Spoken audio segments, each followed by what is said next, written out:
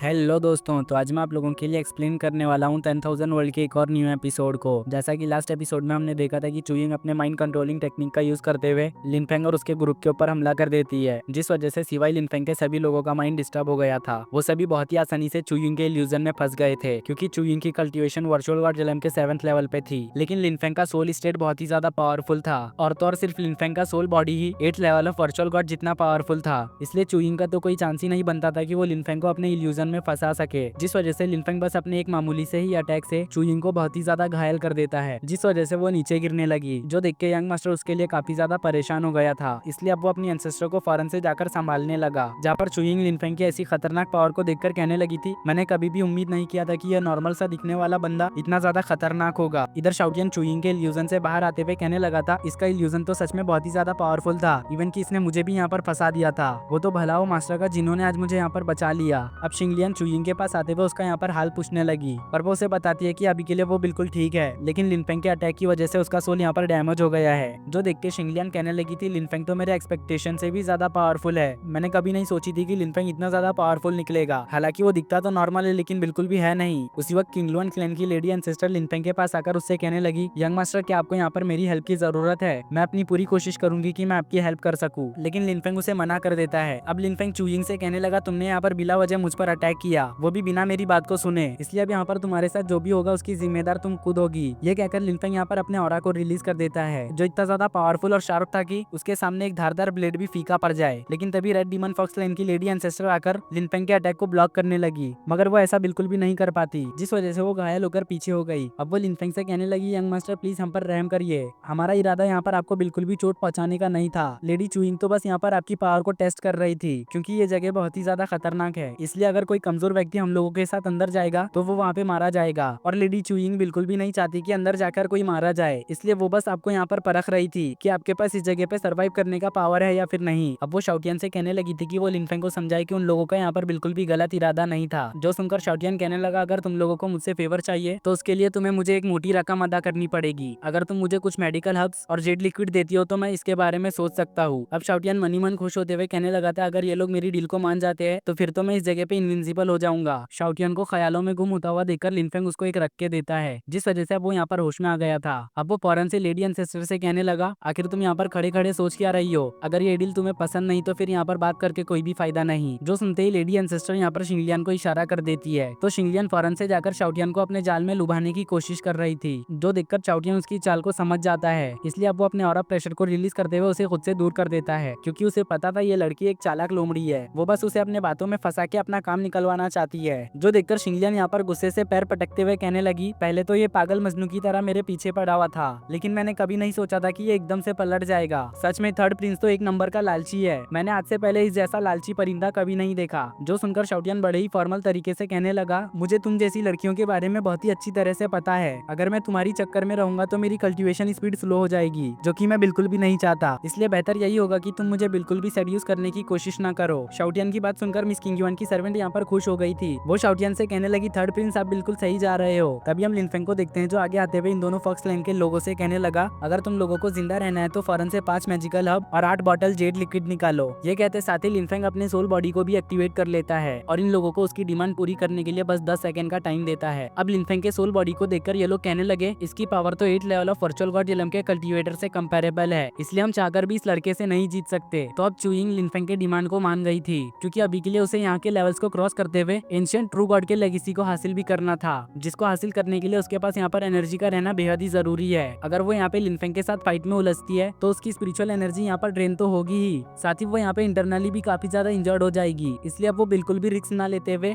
Linfeng को magical hub और Z liquid provide कर देती है, जो देखकर लिनफेंग उसको एक आखिरी वार्निंग देते हुए उसे छोड़ देता है। जिसके बाद लिनफेंग बड़े ही एटीट्यूड से रेड डीमन फॉक्स फ्लेम की लेडी एंसेस्टर को देखने लगा, जो देखकर अब रेड डीमन फॉक्स फ्लेम की लेडी एंसेस्टर ना चाहते हुए भी लिनफेंग को मैजिकल हब और जेड लिक्विड दे देती है। साथ ही वो कहती है कि उम्मीद है कि यंग मास्टर को ये पसंद आया होगा। तो अब लिनफेंग इनमें से कुछ मैजिकल हब और जेड लिक्विड को शाओटियन के हवाले कर देता है, जो देखकर तो शाओटियन के मुंह से पानी आने लगा। वो लिनफेंग का शुक्रिया अदा करते हुए फौरन से जेड लिक्विड को गटक जाता है। शाओटियन को जेड लिक्विड पानी की तरह पीता हुआ देखकर मिस किंगयुआन की सर्वेंट कहने लगी, अच्छा अब मुझे समझ में आया क्यों third Prince young master Linfeng को फॉलो कर रहे हैं। तो मिस किंगयुआन भी कहने लगी, शाओटियन किस्मत वाला है जो उसे लिनफेंग को फॉलो करने का मौका मिला। मिस किंगयुआन की बात को सुनकर ऐसा लग रहा है जैसे कि वो भी लिनफेंग को फॉलो करना चाहती हो। तो गाइज आप लोगों लोगों को क्या लगता है, क्या मिस किंग युआन फ्यूचर में लिनफेंग को फॉलो करेगी? अगर हाँ तो इस बारे में मुझे कमेंट करके जरूर बताना, मैं आप लोगों के कमेंट का इंतजार करूंगा। अब इधर शिंगलियान शाओटियान को इस तरह से देखकर कहने लगी थी, मैंने अपनी पूरी जिंदगी में बस 4 ही बॉटल जेड लिक्विड कंज्यूम किया है, लेकिन इसने तो एक ही बार में 3-3 बॉटल गटक लिया।